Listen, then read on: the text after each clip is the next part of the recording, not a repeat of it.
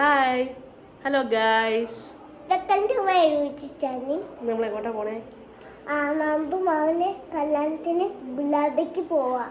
നന്ദുമാമന്റെ കല്യാണത്തിന്റെ ഗുലാബി ഫംഗ്ഷന് പോവുകയാണ്. പിന്നെന്തിനാ പറയണ്ടേ? പിന്നെ നന്ദുമാമ ആരാന്ന് പറ. നന്ദുമാമൻ അച്ഛന്റെ ഫ്രണ്ട്. അച്ഛന്റെ ഫ്രണ്ടാണോ? അല്ല, അച്ഛന്റെ അനിയനാണ്. അച്ഛന്റെ അനിയൻ. അച്ഛന്റെ അനിയൻ നന്ദുമാമന്റെ ഗുലാബി ഫംഗ്ഷന് പോവേണ്. ഇനി നമുക്ക് അവിടെ ചെന്നിട്ട് കാണാൻ പറ.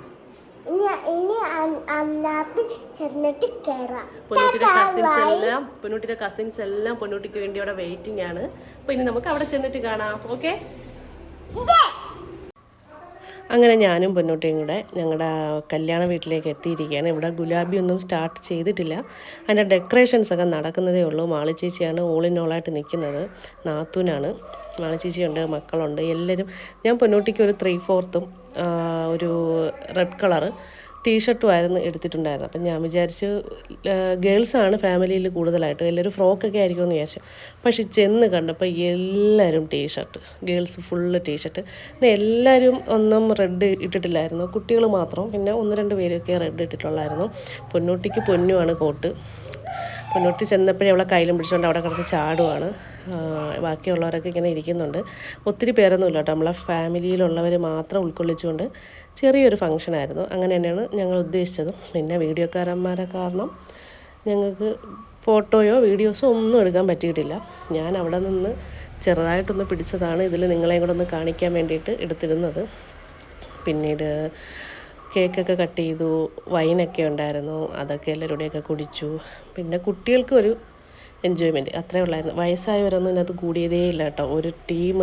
ഒരു ടീമിന് ഇത് ഇഷ്ടമേ അല്ലായിരുന്നു. ഇങ്ങനെയുള്ള ഗുലാബി, ഹൽദി, ഇങ്ങനെയുള്ള ഇതൊന്നും ഒറ്റ പ്രോഗ്രാമുകളും ഇഷ്ടമല്ലാത്ത കുറേ ടീമുകളുണ്ട്. എൻ്റെ ഫാമിലിയിലുണ്ട്, ഏട്ടൻ്റെ ഫാമിലിയിലുണ്ട്.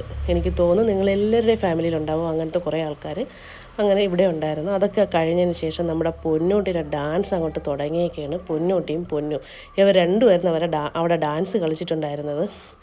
പക്ഷേ ഒത്തിരി ഏകദേശം അവിടെയുള്ള എല്ലാ കുട്ടികളും ഡാൻസ് കളിക്കുന്നതാണ്. ഇതിപ്പോൾ എന്ത് പറ്റിയെന്ന് ആരും കളിച്ചില്ല. ഋതു ആണെങ്കിൽ കുഞ്ഞ് ശിഖേനെ അവിടെ കൊണ്ട് ആക്കിയിട്ട് ഋതു ഇങ്ങ് വന്ന്, ഋതുവിൻ്റെ പോലെ ശിഖ ഇങ്ങ് വന്ന് പൊന്നൂട്ടി തകർത്ത്.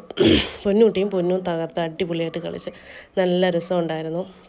എന്തായാലും ഫാമിലിയിലെ ലാസ്റ്റ് മാരേജാണ്, ഈ ഒരു ജനറേഷൻ്റെ ലാസ്റ്റ് മാരേജ് ആയിരുന്നു നന്ദുവിൻ്റെ മാരേജ്. അത് ഗുലാബി എന്തായാലും എല്ലാവരും തകർത്തു.